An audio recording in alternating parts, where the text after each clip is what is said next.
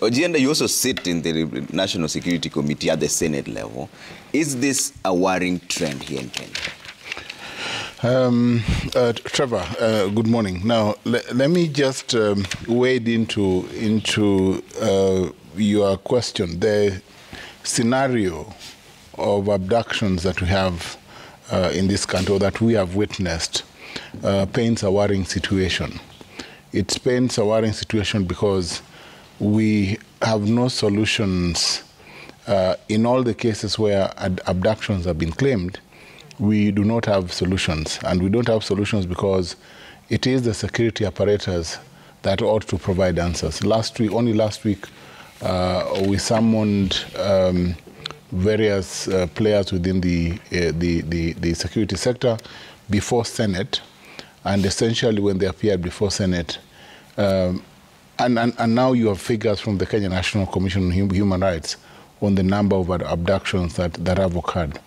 But as my colleague Nelson has pointed, there are cases of straight arrests. The case of Besigye, for instance, let me just give an example of Besigye that you have referred to. Besigye came to Kenya undercover. He did not come into, he came into Kenya as a private citizen, and instead of going to a hotel, he went to an apartment from where he was abducted. So there was no information on the part of the government on at what point Besigye got into the country, and he was supposed to attend a book fair organized by the Honorable Martha Karua. Then he was not in attendance. I think the worrying trend would then be access, whether the border points of Kenya are porous and you can't notice certain personalities coming to Kenya. That's number one.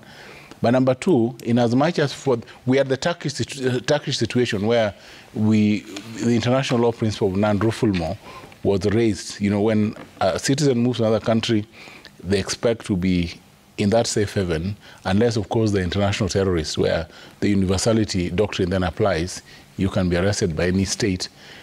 But ordinarily, a citizen of another country should not be taken back to their country of origin if they fear for their life. But in the case of Besigye, it's interesting that as soon as hue and cry was raised over his arrest, he appeared before a court in Uganda.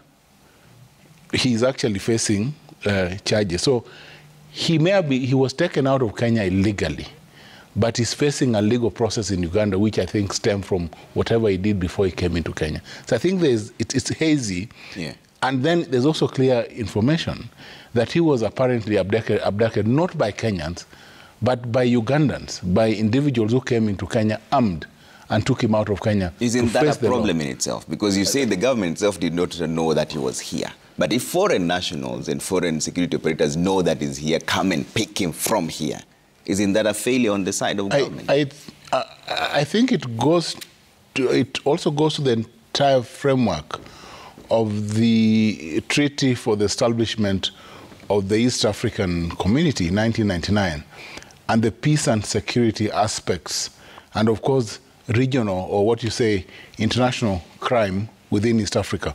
Whether, therefore, Besigye, having committed a crime within Uganda, came to Kenya to hide from the long arm of the law. So those are issues that need to be there. So I think it's also a regional question, not just for Kenya, but also for the East African community. How do we treat individuals who commit crimes within the region? Can you, for instance, commit crime in Kenya, move to Uganda or to Southern Sudan for protection? And how should countries then treat you?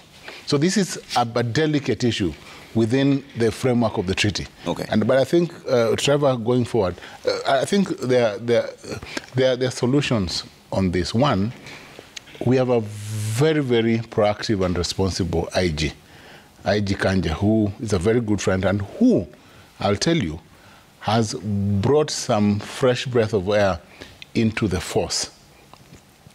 Now, we need to manage these abductions. We need to know what arms undertake these abductions.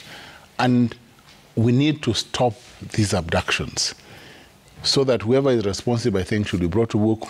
And as a security committee of Senate, I've told you, we have had summons to the security operators, and I think we'll continue to interrogate, including a report that was submitted yesterday by the Kenya National Commission on Human Rights. Because we cannot have all this going on.